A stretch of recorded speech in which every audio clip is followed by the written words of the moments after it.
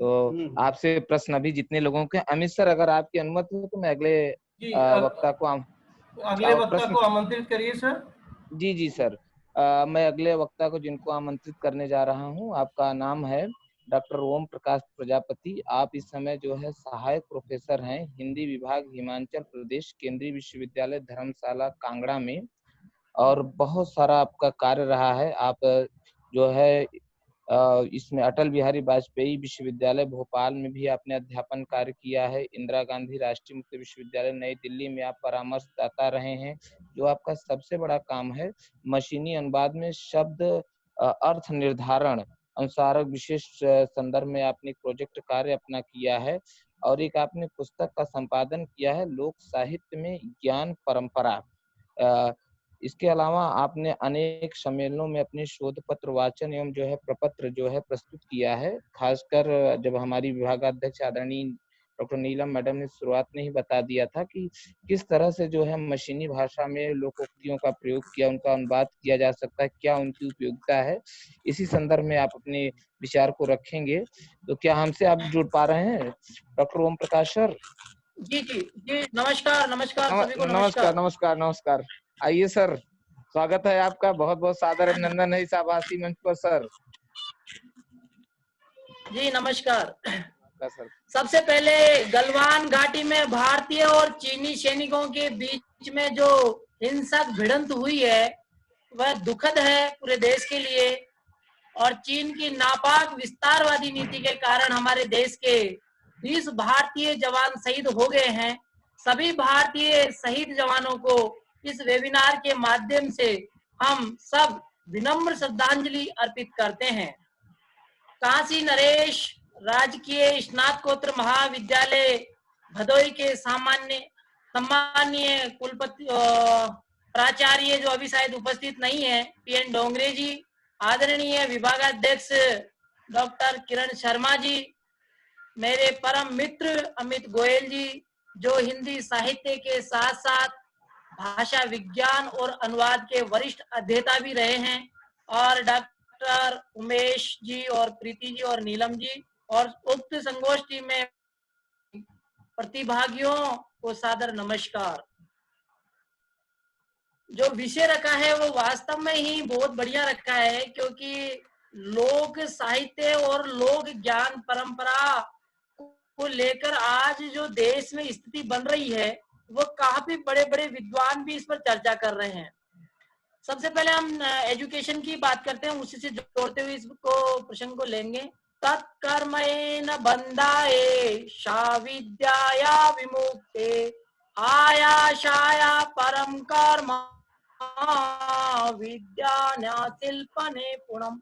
ये विष्णु पुराण का एक श्लोक है, और भारतीय शिक्षण मंडल जो पूरी एजुकेशन पॉलिसी को इस समय देश में देख रही है उसका ये मूल मंत्र और ध्येय वाक्य है।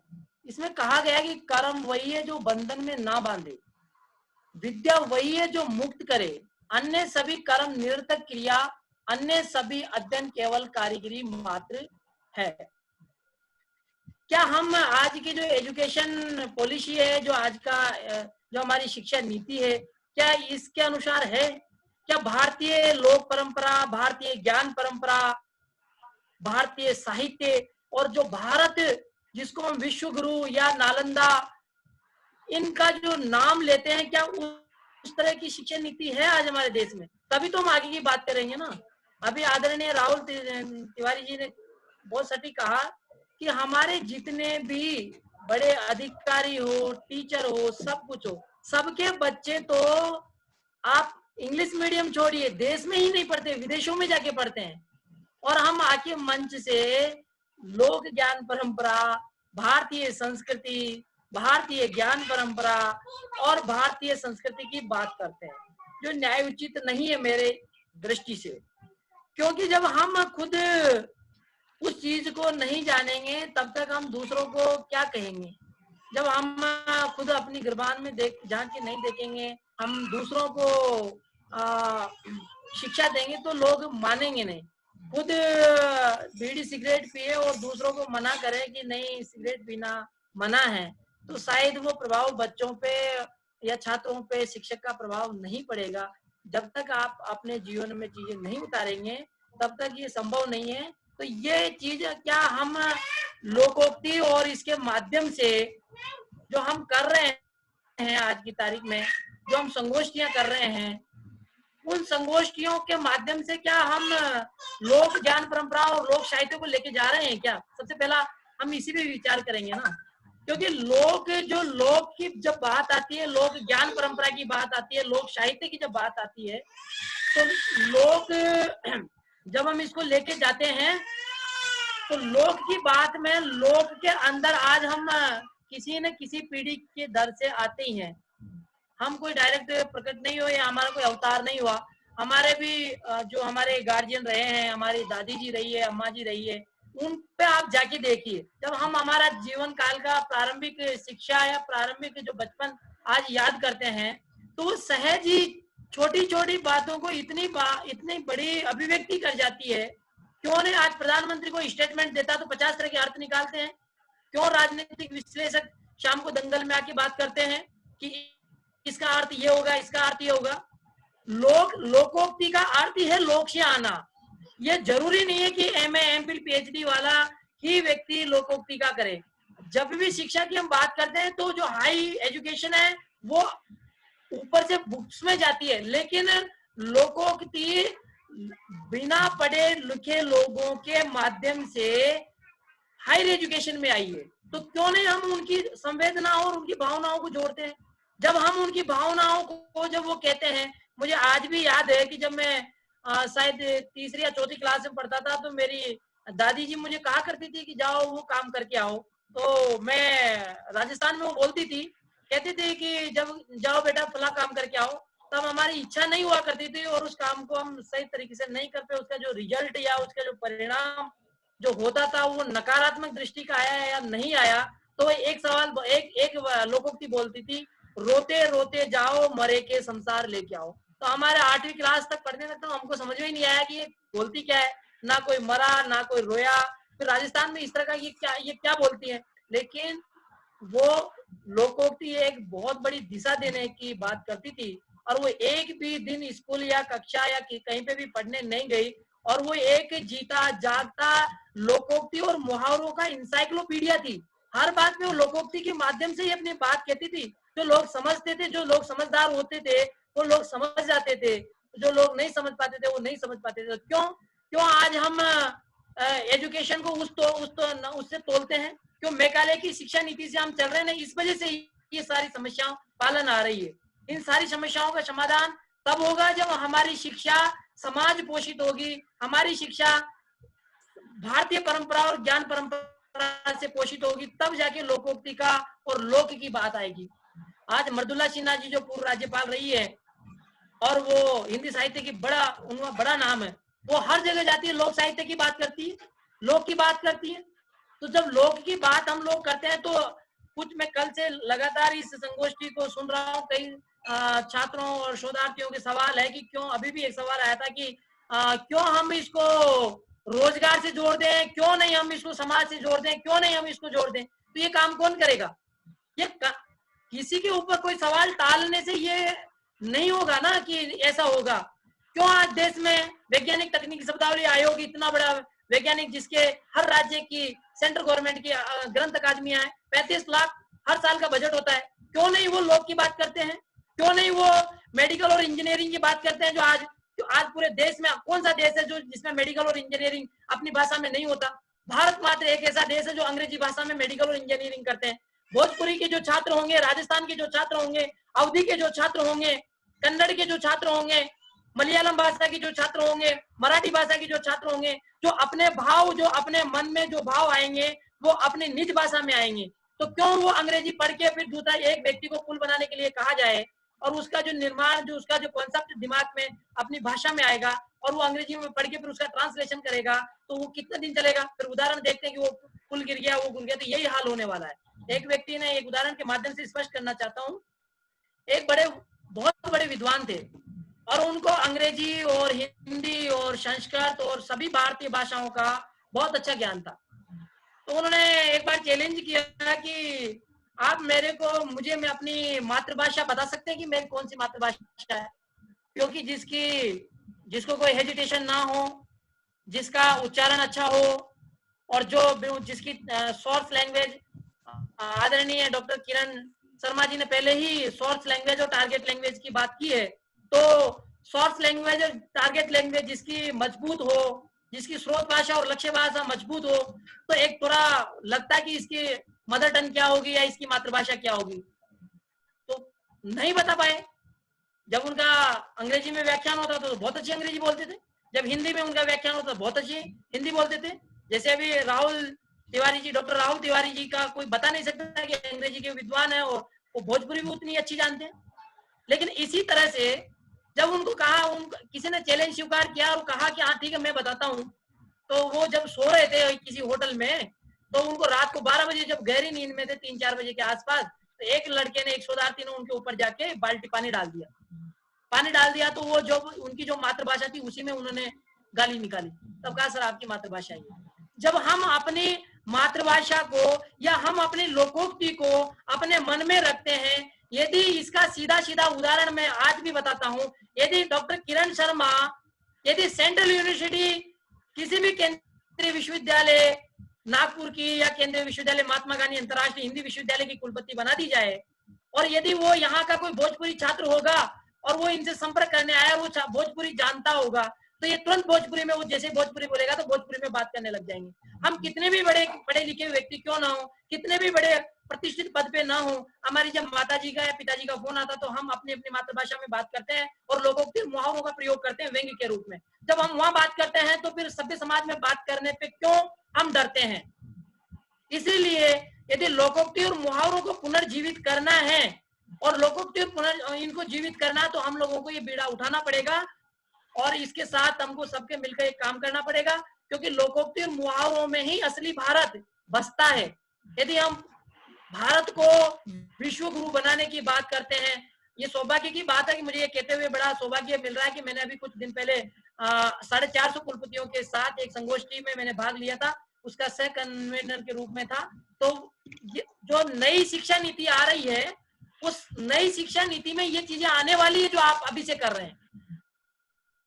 तो बहुत अच्छा है ये कि वापस हम भारत की ओर लौट रहे हैं, वापस आपके प्रयास वापस आपकी तरफ आ रहे हैं, तो बहुत अच्छी बात है। इसलिए आयोजकों को फिर बहुत बहुत धन्यवाद कि आप ऐसे विषय पर विचार कर रहे हैं जिससे सभी सामान्य वर्ग के लोग या जो बिना पढ़े लिखे लोग हैं उनकी भी एक इसमें अपना एक अस्तित्व झलकता है।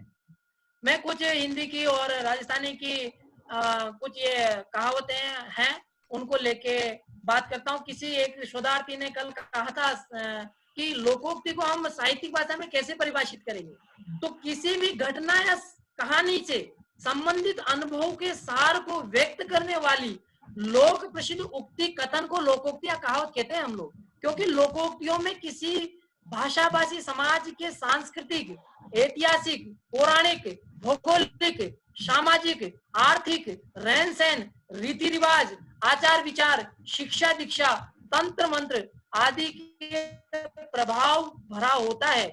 प्रत्येक भाषा की लोकोक्ति उस भाषा भाषी समाज के अपने अनुभव होते हैं। तो फिर हम इतना बड़ा गूढ़ रहस्य लोकोक्तियों में है, तो हम उसको कैसे भूल जाते हैं, क्यों छोड़ देते हैं?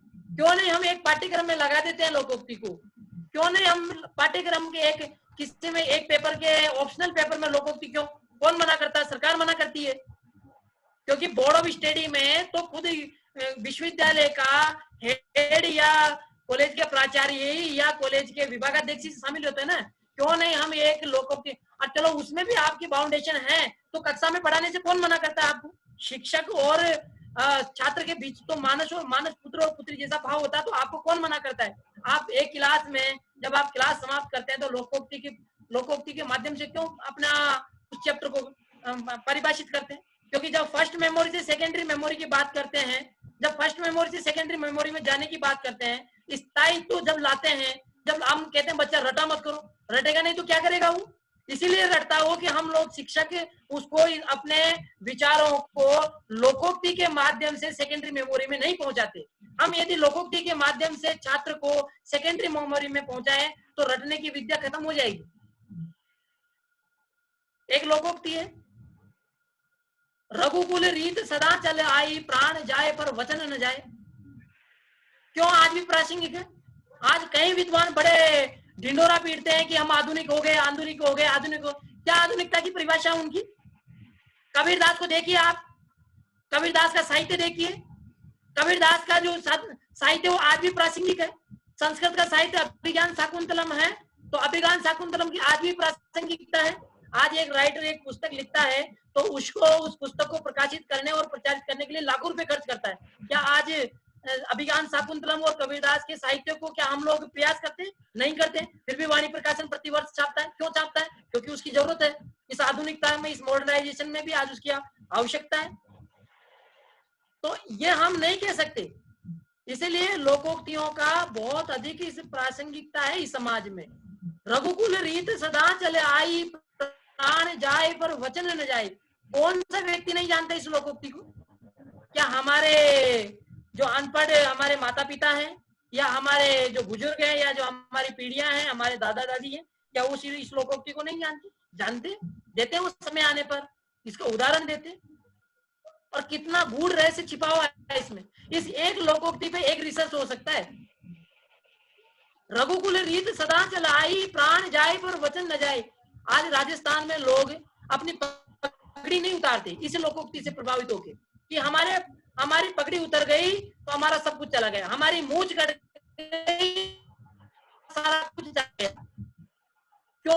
इस लोकोक्ति पगड़ी और मूंछों की बात आई ना, यदि ये ना पगड़ी की बात आती, ना इसकी अपनी मूंछ की बात आती। इसीलिए लोक प्रासंगिकता में या लोक समाज में लोग जोड़ के देखते हैं। यदि लोकोक्ति सार्थक होती है तो उस लोकोक्ति के माध्यम से लोग अपने जीवन को एक दृष्टि देते हैं, और उस जीवन को दृष्टि देने के लिए उन लोग जो कुर्बान करते हैं, जो परंपरा चलाते हैं, उसको हम निर्वहन करते हैं। यदि ये लोकोक्ति नहीं होती तो आज क्या होता भाई? आज जो सारा बंटाधार है वो हायर एजुकेशन और शहरों में तो कर रखा है। जो अभी राहुल जी ने कहा कि कोरोना नहीं होते तो गांव में नहीं आते, तो गांव में नहीं आते, तो यही तो होता ना। यदि हम ये लोकोक्तियां उस समय नहीं होती तो आज हमारे सामने ये प्लेटफॉर्म कैसे होता? क्यों नहीं हम आज हमारे माता पिता का कैसे सम्मान करता? इन्हीं लोकोक्तियों के माध्यम से जब समाज में अपने माता पिता या जो ज्येष्ठ या मुखिया होता है, या वो कहता है, या जो सारा एक परिवार बैठा होता है और किसी व्यक्ति ने गलत काम कर दिया और कटाक्ष के रूप में उसको लोकोक्ति के माध्यम से उसी व्यक्ति को समझाता है। बाकी लोग नहीं समझ पाते, छोटी उम्र के बच्चे नहीं समझ पाते। कितना बड़ा रहस्य है इनमें, कितना बड़ा गूढ़ रहस्य है। इसीलिए हम लोकोक्तियों को पुनर्जीवित करना चाहिए और लोकोक्तियों के माध्यम से ही चलना चाहिए। अंधेर नगरी चौपट राजा, टके शेर भाजी टके शेर खाजा। इस लोकोक्ति में क्यों नहीं हम लोकोक्ति के माध्यम से वो करें? कितना बड़ा रहस्य। यदि आज हमारे विभाग का विभाग प्रमुख हो, हमारे संकाय का संकाय प्रमुख हो, हमारे विश्वविद्यालय का या हमारे संस्था का मालिक हो, और यदि वो गलतियां इस तरह की करे तो हम काने व्यक्ति को काना थोड़ी ना बोलते हैं। उसके लिए दिव्यांगजन शब्द यूज कर रखा है सरकार ने। लंगड़े व्यक्ति को लंगड़ा नहीं बोलते। बोल के देखिए, सब पता लग जाएगा। कारण बताओ नोटिस जारी हो जाएगा दूसरे दिन।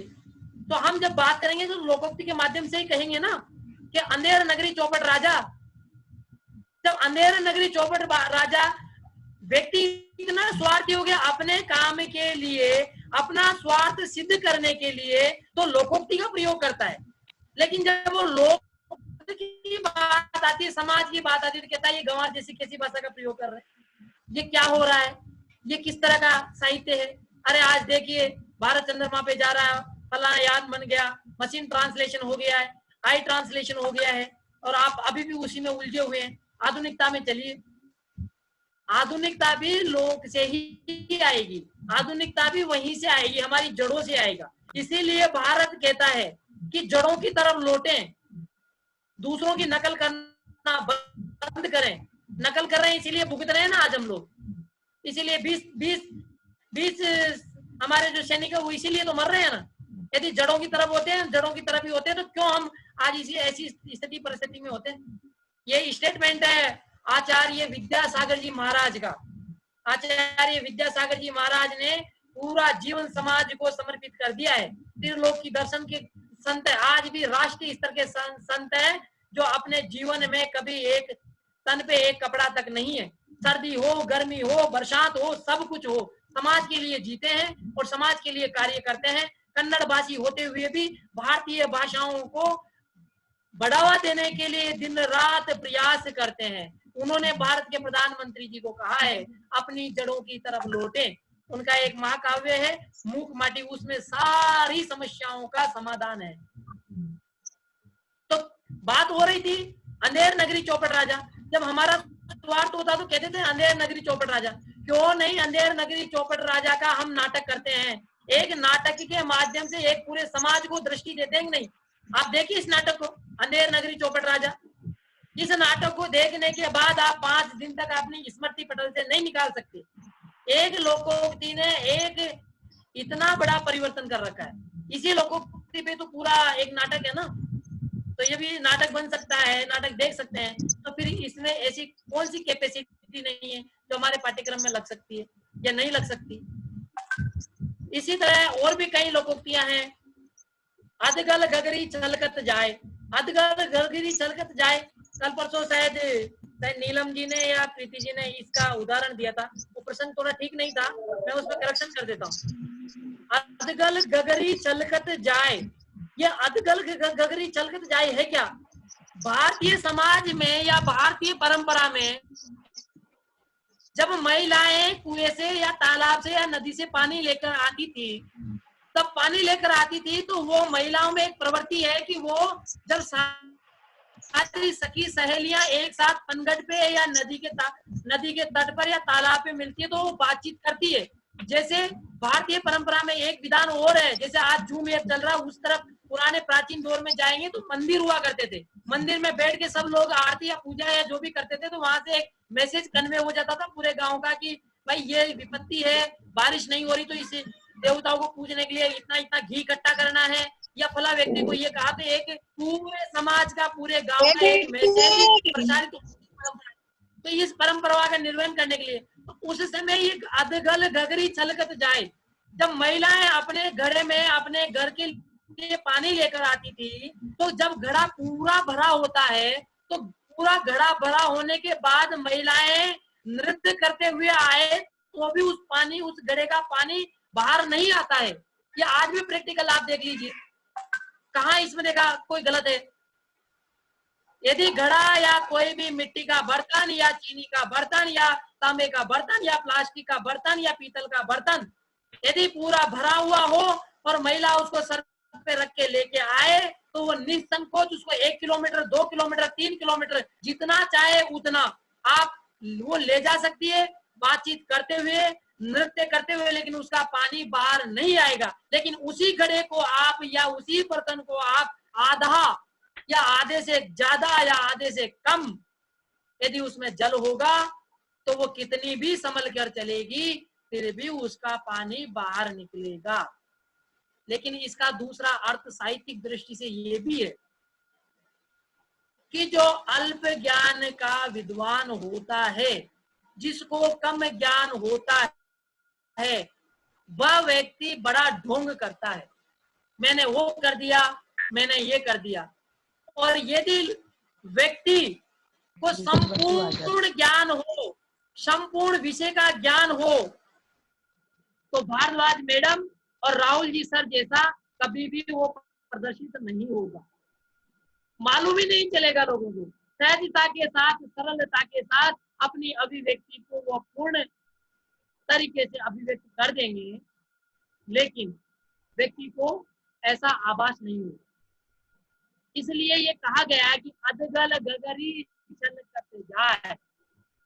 आधा पढ़ा लिखा व्यक्ति ही इस समाज का, इस शिक्षा का बंटाधार करता है। यदि उसे पूछा जाए, जिस व्यक्ति को हेलीकॉप्टर चलाना ना आए और हम कहे कि हेलीकॉप्टर चलाए, तो फिर वही हाल होगा जो कराची में हुआ।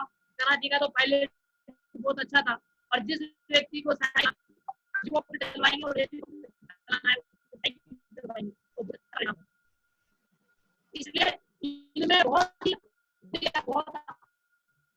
अद्भुत समाज को दृष्टि देने के लिए ऐसे वो भरे रहते हैं, गुण रहते इनमें छिपे रहते हैं। खरबूजा खरबूजे को देखकर रंग बदलता है।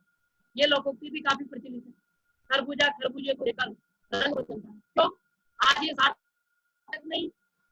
आज आप एक संगोष्ठी करा रहे हैं, वेबिनार करा रहे हैं, कल को आपकी कॉलेज वाले, बगल वाले डिपार्टमेंट वाले, अरे यार ये तो बड़ा गजब हो गया, क्या हुआ? डॉक्टर किरण समाजी के डिपार्टमेंट ने, हिंदी डिपार्टमेंट ने इतना बड़ा संगोष्ठी का आयोजन किया है, देखिए सारे फॉर्म में भरा हुआ है, सारे लोग सभी बड़े बड़े विद्वान कह रहे हैं कि उन्होंने बहुत अच्छा संगोष्ठी किया है। कल इकोनॉमिक्स डिपार्टमेंट शुरू कर देगा, साइंस की डिपार्टमेंट शुरू कर देंगे, वाणिज्य वाले डिपार्टमेंट शुरू कर देंगे, तो इस लोकोक्ति का नहीं सार्थक प्रयोग नहीं होगा। जहाँ पे खरबूजा खरबूजे को देखते ही रंग बदलता है। हम दूसरे से प्रेरित होकर भी तो काम करते हैं ना, इसलिए कई लोकोक्तियां इस तरह की है जो मतलब चमड़ी जाए पर दमड़ी ना जाए, कितना बड़ा अर्थ है इसमें। आज हम यदि कॉलेज की, आपके विश्वविद्यालय या आपके महाविद्यालय में कोई कार्यक्रम कराना है और समाज, क्योंकि समाज तो, भारतीय समाज तो हमेशा से ही देने वाला है। भारतीय समाज का तो कॉन्सेप्ट ही है देना। भारतीय समाज में तो लेना है ही नहीं, देना ही है। क्योंकि जब मेघालय यहाँ आया, मेघालय को कहा गया कि जाके देखिए भारत में हम कैसे राज कर सकते हैं, ब्रिटिशर्स ने कहा। तो मेघालय जब यहाँ सर्वे करने आया तो रिपोर्ट पेश करता है कि भारत में आप कभी भी राज नहीं कर सकते। कहा कि हमने आपको इसलिए पैसा बाई ईयर का टिकट देके या जहाज में बिठा के इतना पैसा खर्च करके इसलिए भेजा था क्या, ये रिपोर्ट लाने के लिए कि भारत में आप कभी भी राज नहीं कर सकते। बोले मैं 101% लिख सकता हूँ कि आप भारत में कभी राज नहीं कर सकते, तो बताइए कि हम कैसे राज कर सकते हैं, इसका उपाय बताइए। तब मेघालय ने कहा कि भारत की शिक्षा पद्धति और भारत का लोक समाज या भारत में जो लोग हैं उनकी शिक्षा व्यवस्था इतनी मजबूत है कि जब तक वो नहीं टूट सकती तब तक हम उस पर राज नहीं कर सकते। तो कैसी शिक्षा व्यवस्था? अरे भाई हमारी दादी जी तो उस जमाने में पढ़ी लिखी नहीं थी ना, आपकी दादी या आपकी दूसरी या तीसरी पीढ़ी में देखेंगे तो वो भी पढ़े लिखे नहीं थे ना। तो फिर जब वो मिला, घर घर गया, तो उनमें यही कहा कि नीलिमा जी मेरी बेटी है तो वो मेरी बेटी जैसी है, प्रीति जी भी बेटी है तो प्रीति में और नीलम में कोई अंतर नहीं है। ये भाव था उस समय। आज भाव क्या है? आज भाव है नीलम मेरी है, इसके लिए इतना हिस्सा, प्रीति मेरी नहीं है, इसके लिए कोई हिस्सा नहीं, आशा के लिए कोई हिस्सा नहीं, विवाह के लिए कोई हिस्सा नहीं। जब भारत में ये परंपरा थी कि सब हमारे हैं, तब मेघालय ने कहा कि जब तक भारत की शिक्षा पद्धति को नहीं तोड़ेंगे तब तक नहीं हो सकता। तो जब हमारी इस तरह की शिक्षा पद्धति थी तो तभी तो जाके ये चीजें आई ना उस समय। तो ये लोकोक्तियां उस समय भी सारगर्भित हुई ना, उस समय में भी ये लोकोक्ति। आज हम बात कर रहे थे अभी इसी प्रसंग पे कि चमड़ी जाए पर दमड़ी ना जाए। यदि विश्वविद्यालय, आपका महाविद्यालय समाज से दान लेकर कोई काम करने के लिए तत्पर रहता है, या माननीय किरण मैडम के मन में एक संकल्प जागृत होता है कि हमारे यहाँ कुछ छात्र ऐसे हैं जो बड़े होशियार है, 80% उनके 10th में है, 12th में उनके 95% है और ये पढ़ सकते हैं और पढ़कर ही आगे समाज को दृष्टि दे सकते हैं, समाज को वो कर सकते हैं, लेकिन हम इनका पालन पोषण, परीक्षा की फीस ये कैसे कर सकते हैं? तो हम किसी व्यक्ति के पास जाते हैं तो कुछ व्यक्ति ऐसे भी मिलते हैं जो दिल खोलकर दान देते हैं, और कुछ व्यक्ति के पास करोड़ों या अरबों रुपए होते हैं, उसके बावजूद भी वह 1 रुपए का दान नहीं देते हैं। तो वहां पर ये सारगर्भित ये लोकोक्ति का प्रयोग होता है कि चमड़ी जाए पर दमड़ी ना जाए, मेरे शरीर की चमड़ी चली जाए पर मैं दमड़ी मतलब पैसा ना जाए। मैं क्षमा प्रार्थी हूँ कि यहाँ पर काफी बारिश और तूफान हुआ है तो शायद कुछ प्रॉब्लम हो सुनने में, तो बता दीजिएगा, बाकी ये तो ठीक है। सर इसी अपना के वीडियो साथ आप ऑन हम कर आगे का देखेंगे। जल में रहकर मगर से बेर करना, क्यों भूल जाते हैं हम? किसी का यदि किसी में है एक कर सकता करके बताए ना, एक असिस्टेंट प्रोफेसर वीसी से बेर करके दिखाए तो पता लगेगा उसको। यदि हम सही है तो ठीक है, लेकिन ये सार्थकता कही है, समाज को दृष्टि देने के लिए कहा है कि भाई जहां आप कार्य कर रहे हैं तो गलत तरीके से आप वहां वेर स्थापित ना करें, वहां विरोध स्थापित ना करें। इसलिए कहा जल में रहकर, जल तो उसका एक बिंब है, प्रायचित है, लेकिन ये समाज है, समाज में जिस समाज में हम रह रहे हैं वो समाज को दृष्टि देना चाहिए, ना कि वेर करना चाहिए। तो कई लोगों की यहाँ इस तरह से समाज को एक दृष्टि देती है और वो देती है। मैं शायद समय का काफी वो है, इसको देखते हुए मेरा जो विषय था ट्रांसलेशन का, अनुवाद का, और आदरणीय विभागाध्यक्ष ने उससे काफी कुछ कहा भी सही। और अब अमित जी ने कहा है कि भाई आप है ना मशीन ट्रांसलेशन पर विशेषकर बात करें, तो मैं कुछ समय उससे लेकर बात करता हूँ। देखिए, हम हिंदी साहित्य को, जो साहित्य है, उस साहित्य में यदि अधुनातन परिवर्तन नहीं करेंगे तो शायद उस साहित्य का कोई अर्थ नहीं होगा, क्योंकि जब तक हम उसको जोड़ेंगे नहीं किसी किसी भी चीजों से तो बहुत मुश्किल हो जाता है। हम उन चीजों को लेकर भी भारतीय प्राचीन साहित्य या भारतीय प्राचीन ज्ञान परंपरा को आधुनिक ज्ञान परंपरा का समन्वय स्थापित करते हुए काम करना है। मैं इसलिए जोर देके कह रहा हूँ कि जब आज हम हिंदी को पढ़ाते हैं तो हिंदी को जब पढ़ाते हैं तो उसको एक रोजगार परक पाठ्यक्रम या रोजगार परक दृष्टि से भी देखना चाहिए। रोजगार कैसे देखेंगे? क्योंकि हम जब कबीर पढ़ाते हैं, हम तुलसी पढ़ाते हैं, हम निराला जी पढ़ाते हैं, हम आजादी प्रसाद द्विवेदी पढ़ाते हैं, तो इनके साथ साथ एक हमारे एक सेमेस्टर में 4 या 5 या 6 या 7 पेपर होते हैं, तो एक पेपर रोजगार दृष्टि से या रोजगार छात्रों को रोजगार दिला सके, ऐसा एक पाठ्यक्रम लेके हमको चलना चाहिए।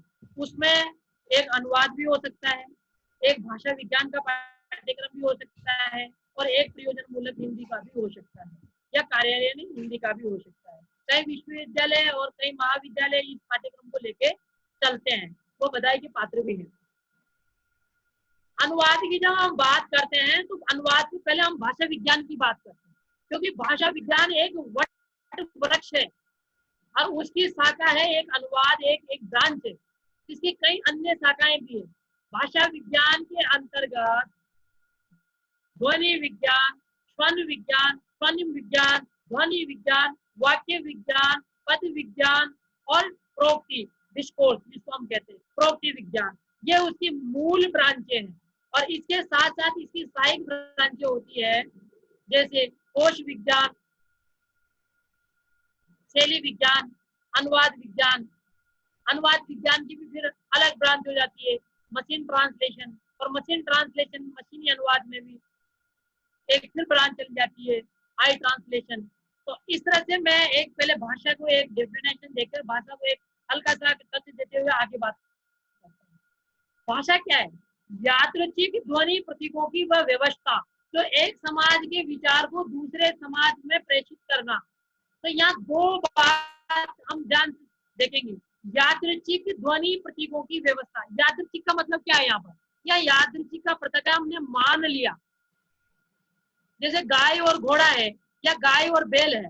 गाय के भी व्हाइट गाय है और व्हाइट सफेद गाय है और सफेदी बैल है। तो सफेद गाय बिल्कुल एक, आप 3 साल के बच्चे को दिखाएंगे तो उसके लिए बैल और गाय को परिभाषित करना संभव नहीं होगा, क्योंकि दोनों का स्ट्रक्चर एक ही है। तो हमने जो समाज ने यादृच्छिक प्रतीक दिया कि ये यादृच्छिक प्रतीक है, ये गाय है और ये बैल है, ये गुड़ है और ये चीनी है। क्यों गुड़ से काम नहीं चला, चीनी से क्यों काम चला? या कुबेर और लक्ष्मी है, कुबेर से काम क्यों नहीं चला, लक्ष्मी जी को क्यों लाए? तो हमने क्या है, ये यादृच्छिक ध्वनि प्रतीक दे दिए। ध्वनि प्रतीक का मतलब जैसे हम रोड पे जा रहे हैं और हमने गंतव्य स्थान पे जाने के लिए, और सपोज देन एक रेड लाइट पड़ती है तो हम रुक जाते हैं। हमको किसी ने कहा नहीं ना कि भाई आप रुक जाइए, हमको किसी ने ये भी नहीं कहा कि भाई आप आगे चलिए, लेकिन हमारा मस्तिष्क, हमारी ज्ञानेंद्रियां इस बात को, इस बात इस तरफ इंगित करती है कि रेड लाइट हो गई है, आपको रुकना है। तो ये सिंबल है, ये ध्वनि प्रतीक है, हमने ध्वनि प्रतीक स्थापित कर दिए और ये जो यादृच्छिक है वो हमने मान लिया। तो इसके साथ अब हम आते हैं अनुवाद पे। अनुवाद क्या है? माननीय किरण मैडम ने उसकी तरफ इशारा किया था। एक बार अनुवाद है, पहले तो मैं अनुवाद को वैसे ही परिभाषित कर दूं कि अनुवाद में एक भाषा की जो पाठ्य सामग्री है वह दूसरी भाषा के समतुल्य पाठ्य सामग्री द्वारा प्रतिस्थापित करना अनुवाद है।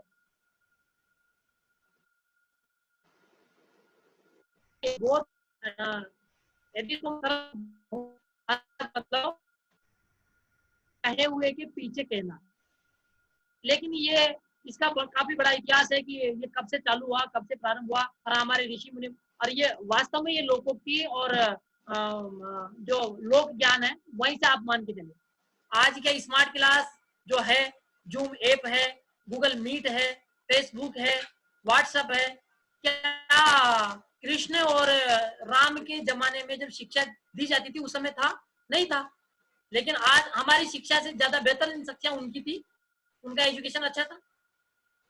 तो उस समय जब गुरु जब बोलता था, कोई मंत्र बोलता था, उसका पीछे पीछे वो उच्चारण करते थे। वहां से अनुवाद की परंपरा चली थी, जिसको हम अलग अलग शब्दों में उसको ले सकते हैं। लेकिन जब ये डेफिनेशन एक साहित्यिक दृष्टि से है कि एक भाषा की पाठ्य सामग्री को दूसरी भाषा की पाठ्य सामग्री में समतुल्य प्रतिस्थापित करना, या दो चीजों में बड़ा जोर दिया, समतुल्य और प्रतिस्थापित करना। जब हम एक उसके बाद बताता हूं मैं इसको, मामा वरेरकर का आपने सबने नाम सुना है। उन्होंने कहा है कि लेखक होना आसान है पर अनुवादक होना बहुत कठिन है। अब जो लेखक होंगे उनको बड़ा गुस्सा आता है कि कैसे, हमने लिखा है तभी तो ट्रांसलेशन किया है ना भाई, तो लेखक बड़ा होगा या अनुवादक बड़ा होगा? लेकिन मामा वरेरकर ने ठीक कहा है, वो मैं उनकी बात से पुष्टि करता हूँ। क्यों?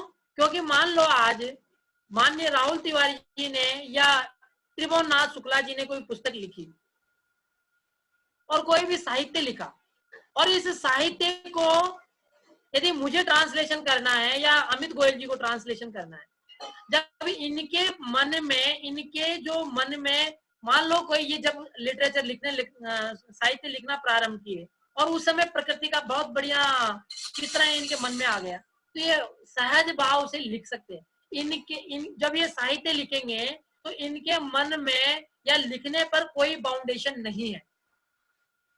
ये प्रकृति का भी वर्णन कर सकते हैं, उस समय यदि बारिश हो रही तो बारिश का भी वर्णन कर सकते हैं, और यदि फूल पत्तियों का भी वर्णन कर सकते हैं, भूकंप का भी वर्णन कर सकते हैं, और कोरोना का भी वर्णन कर सकते हैं। लेकिन अनुवादक ये नहीं कर सकता, क्योंकि जो मूल लेखक ने लिखा है वही समतुल्य लेके लेना है।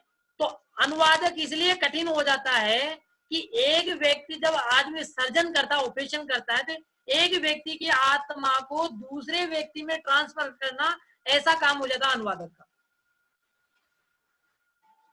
क्योंकि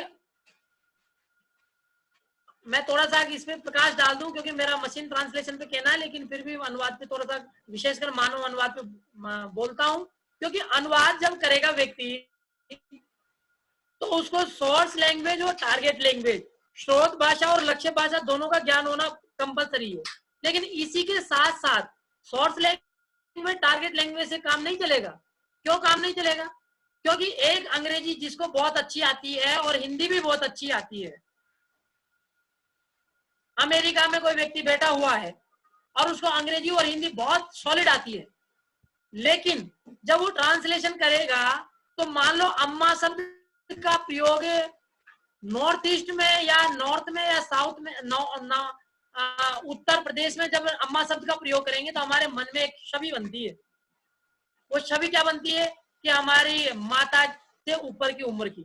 लेकिन वही अम्मा शब्द का वो डेफिनेशन देगा साउथ का ट्रांसलेशन करने वाला, तो वो अम्मा शब्द का वहां तो बच्ची को भी अम्मा बोलते हैं, एक छोटी बच्ची को भी अम्मा बोलते हैं, तो अर्थ का अनर्थ हो जाएगा वहां पर।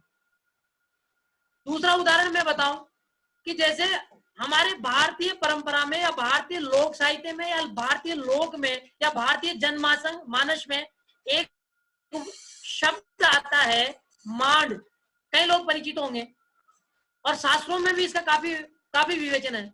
मांड शब्द वो है जब कृष्ण और सुदामा जब अपने वो थे, तो सुदामा जब दरिद्रता में या सुदामा अपनी स्वाभिमान के खातिर भगवान कृष्ण से मदद नहीं मांग रहा था और ऐसी परिस्थिति आ गई थी कि उनके बच्चों को दूध की जगह सुदामा की पत्नी अपने बच्चों को चावल का पानी दूध बनाकर दूध समझाकर पिलाती थी, वो मांड है।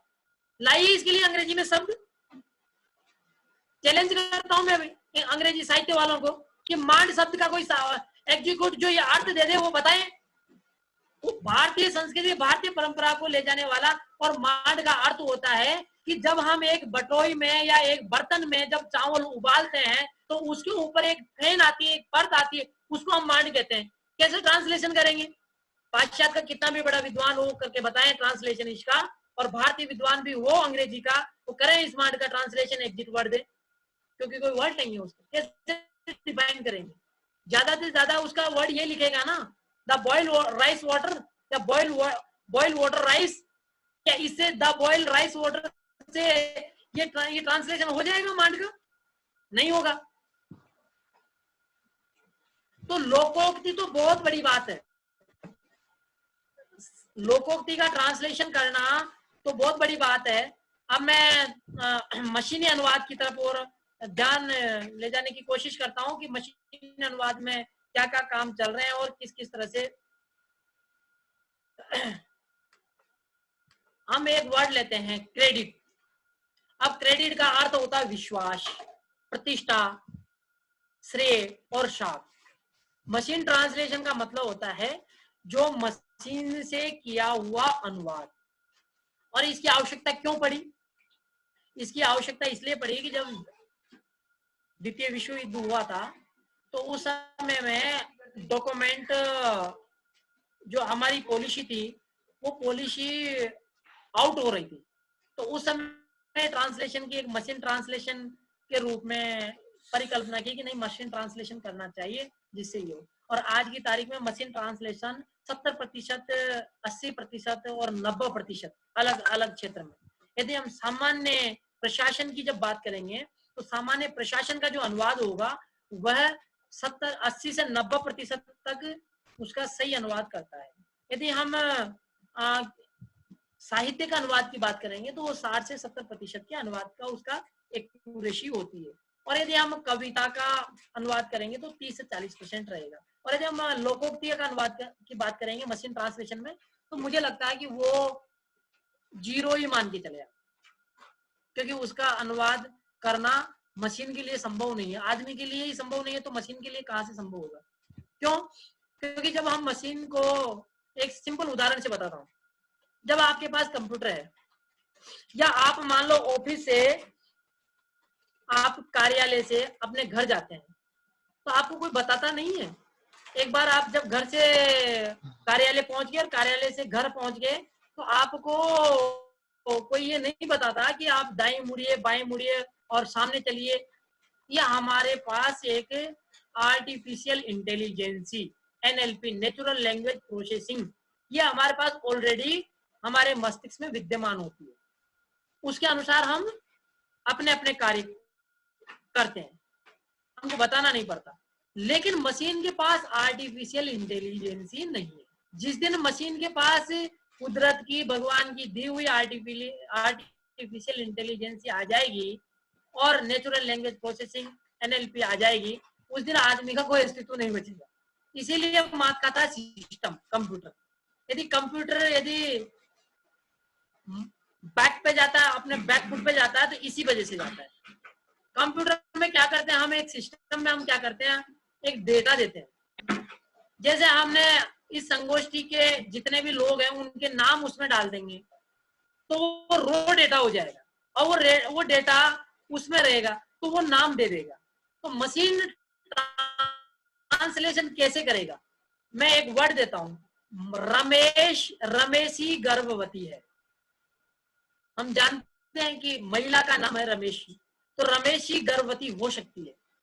हमारे जैसे ही मन में किसी ने सेंटेंस बताया कि रमेशी गर्भवती है, ठीक है, इसमें कोई कोई दोष नहीं है, लेकिन सिस्टम के लिए रमेश और रमेशी दोनों बराबर है। वो आइडेंटिफाई नहीं कर पाता कि रमेश गर्भवती हो सकता है कि नहीं हो सकता। वो रमेश को भी गर्भवती बता देगा, रमेशी को भी गर्भवती बता देगा। इसलिए ये एक सबसे बड़ा प्रॉब्लम है, जिसको हम वर्ड सेंस डिसम्बिगेशन कहते हैं, शब्द अर्थ निर्धारण कहते हैं। क्यों? क्योंकि जब हम क्रेडिट का या हम एक सिंपल वर्ड लेते हैं, क्रेडिट के मैंने एक ही शब्द के 4 अर्थ बताए। एक सिंपल वर्ड लेते हैं post. Neelam ji assistant professor Hindi, Preeti ji assistant professor Hindi, या जो भी अमित गोयल जी असिस्टेंट प्रोफेसर हिंदी, सबके पद है। तो यहाँ जैसे ही पोस्ट का नाम आता है तो पद हमारे दिमाग में परिकल्पना आती है। लेकिन यदि मैं एक सेंटेंस की बात करूं कि द पोस्ट इज वेकेंट, तो आप अनुवाद करेंगे कि पद खाली है या पद रिक्त है।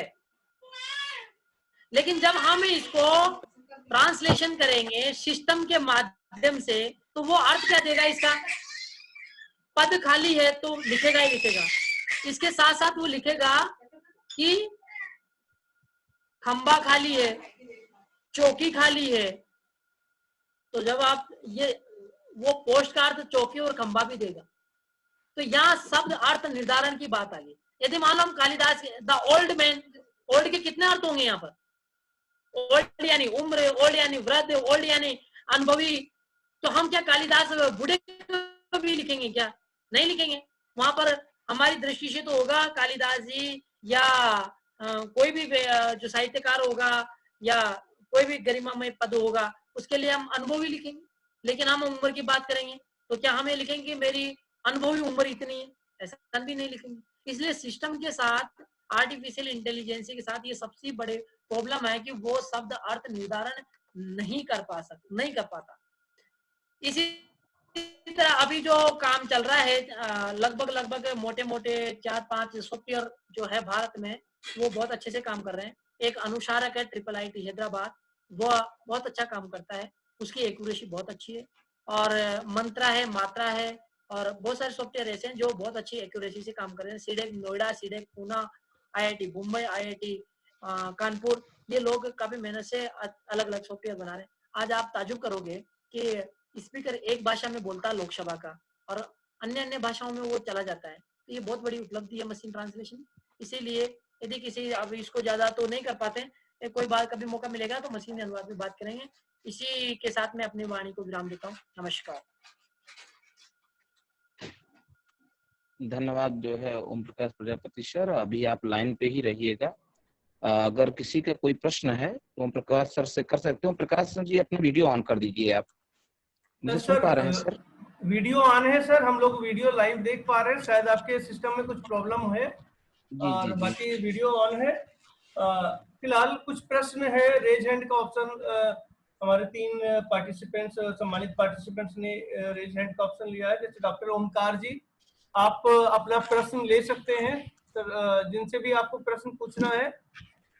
डॉक्टर ओमकार जी, आप अपना अनम्यूट करके आप प्रश्न पूछ सकते हैं सर।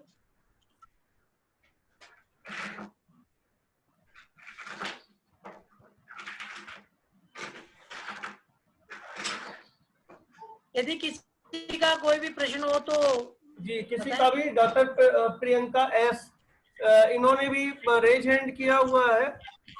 और डॉक्टर निष्ठा शुक्ला, अगर आप जो है सुन पा रहे हैं तो अपने आप को अनम्यूट करके प्रश्न पूछ सकते हैं, या किसी भी पार्टिसिपेंट्स को कोई भी प्रश्न पूछना है, क्योंकि अब हमारा ये समापन की तरफ कार्यक्रम बढ़ रहा है। तो जिसे भी प्रश्न कोई भी अगर मन में आ रहा है तो आप प्रश्न कर सकते हैं जी।